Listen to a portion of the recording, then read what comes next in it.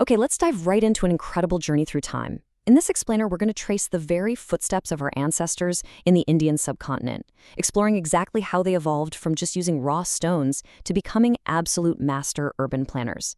It's all about how a few sparks of early innovation completely transformed human existence. Here is our roadmap for today. We'll start by classifying our past. Then we'll travel chronologically through the Stone and Copper Ages. Finally, we'll uncover the marvels of the Indus Valley Civilization and do a quick flyover of some key Harappan sites. Section 1. Classifying our past. The Rule of Threes. So historians break down history based purely on the presence and our actual understanding of written text. Think of prehistory as this era of silence. We have their tools and bones, but absolutely zero written records. This includes the entire vast Stone Age. Then we move into proto-history. Now here, our ancestors did leave us written scripts, but we haven't been able to crack the code yet. We literally can't decipher them. And finally, actual history begins when we have written records that we can read and understand, like the texts from the Vedic age onward. Now, an absolutely crucial point before we start looking at dates is to remember how we count time. BC, or before Common Era, actually counts backward towards zero. It can feel a little counterintuitive at first. For instance, if you are standing in the year 7000 BC, the year 6000 BC is actually 1,000 years in the future. Just keep that in mind as we travel through these ancient millennia. Moving right along to Section 2, the Stone Age, Evolution of Tools. Let's look at how human progress builds over time. We start way back in the Paleolithic, or Old Stone Age, where early humans lived out the Ice Age, hunting with raw, unpolished stones. Fast forward to the Mesolithic, the Middle Stone Age, and humans start creating microliths.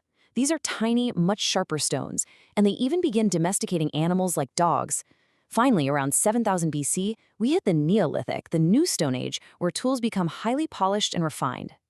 This Neolithic era, it changed absolutely everything. Humans experienced a massive revolution because they transitioned from nomadic hunter-gatherers to settled food producers. Because they were finally growing their own crops, like the rice and wheat we found in early sites like Mehrgarde, they suddenly ran into a totally new problem: surplus grain. To solve this, they invented stunning black and red pottery just to store their extra food. They started living in distinct towns, owning property, and fundamentally changing the entire human experience. Which brings us to Section 3. The Copper Age, Beyond Stones. As humans continued to innovate, they made a massive technological leap. And it poses a really fascinating question. Out of all the elements in the Earth's crust, what was the very first metal our ancient ancestors unearthed and actually used? The answer is copper. Unearthing copper ushered in the Chalcolithic age, chalco meaning copper and lithic meaning stone. During this time, vibrant rural communities really began to develop alongside rivers, particularly in areas rich in copper mines, like the Jarway culture in modern-day Maharashtra and the Ahar Banas culture up in Rajasthan. Section 4. Indus Valley Civilization, the Bronze Age. Now we reach the monumental Bronze Age. By sourcing copper locally from places like Rajasthania and importing tin all the way from Afghanistan, early Indians created bronze. It's a vastly superior, super durable metal alloy. And this metallurgical breakthrough launched the incredible Indus Valley Civilization, also known as the Harappan Civilization, which peaked around 2500 BC. Across the vast Indus Valley, almost every single city was strictly divided into two distinct parts. On the western side sat the citadel. It was elevated and highly secure, but smaller, housing the elite and important public structures. On the eastern side was the lower town. This was lower in elevation, but much larger, serving as a sprawling residential area for everyday citizens. Honestly, calling their urban planning modern is almost an understatement.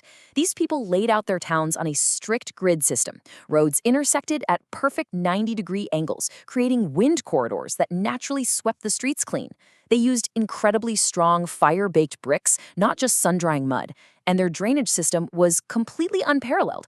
Almost every house had a private well and was connected to covered street drains complete with maintenance potholes. I mean, that is just wild. And to handle their massive economy without a formal currency, they relied on a highly sophisticated barter system. To keep trade totally fair across thousands of miles, they used perfectly standardized stone trading weights. And the coolest part? They were all cleverly designed in multiples of 16. just 10.5 centimeters. That is the exact height of the famous bronze dancing girl statue unearthed in Mohenjo-daro. Despite her tiny size, she is an absolute masterpiece of ancient art. She was cast using an incredibly complex lost wax technique, which really shows us just how advanced their metalworking skills had actually become. We've also found some amazing clues about their beliefs through hundreds of small, square steatite seals. The absolute most famous of these is the Pashupati seal. It depicts a horned deity in a yogic posture, often called Proto-Shiva, surrounded by 5 specific wild animals: a buffalo, an elephant, a tiger, and a rhino, with 2 deer resting right beneath his throne. It's a really striking glimpse into a proto-historic religion. Section 5. Key Harappan Sites, Ancient Cities.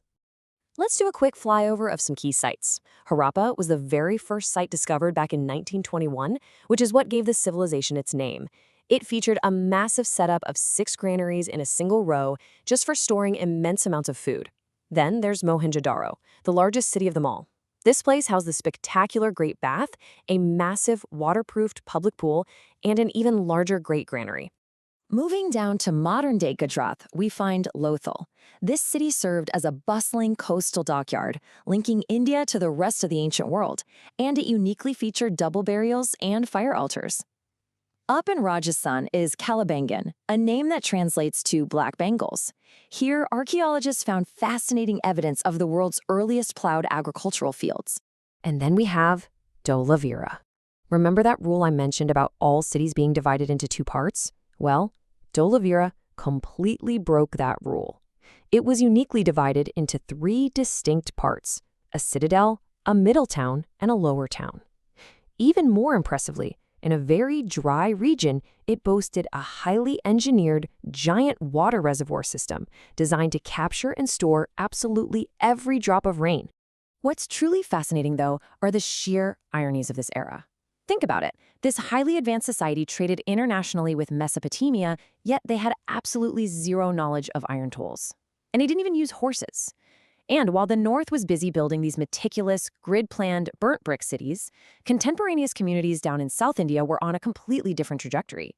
They were living in the megalith phase, marking their graves with massive, towering stones. Yet, despite all this brilliance, this story actually has a massive cliffhanger. Around 1750 BC, this incredibly advanced, peaceful, grid-planned utopia just suddenly vanished. They left behind no signs of massive warfare or destruction. So what immense force could wipe out an empire of over 1 million people?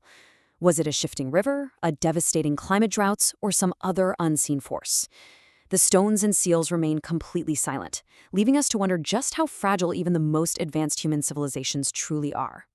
Keep that in mind, and keep questioning what history has yet to reveal.